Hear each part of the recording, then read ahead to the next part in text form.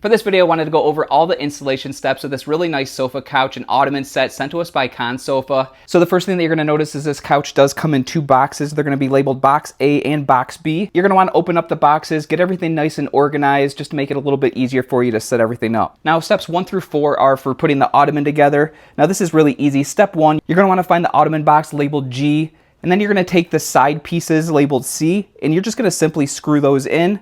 You're then going to want to find the other side pieces for it. Those are going to be labeled H, and you're going to simply install those on as well. The same small screws and washers provided. Now step 3 is to put on the elevated feet pieces for the bottom of the ottoman. You're going to want to first put that plastic washer over top of the screw on the foot, and then just screw those 4 right on in.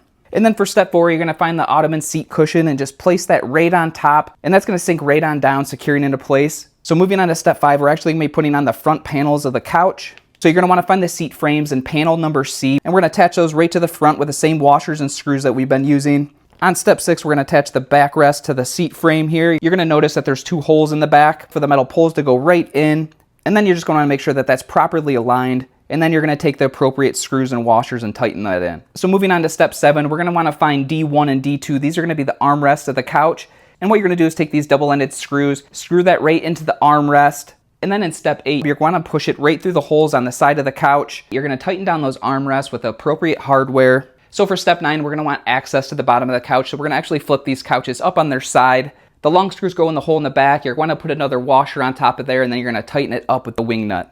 And for step 10, you're going to take your footings, making sure to put those plastic washers on first and just screw them right into the bottom. So after you have all those nice and secure into place, you can flip your couch back over. And then for step 11, you're able to put down these nice, beautiful cushions that just sink right into the couch. And then you can put on your backrest and your armrest cushions, and you're all set, ready to go.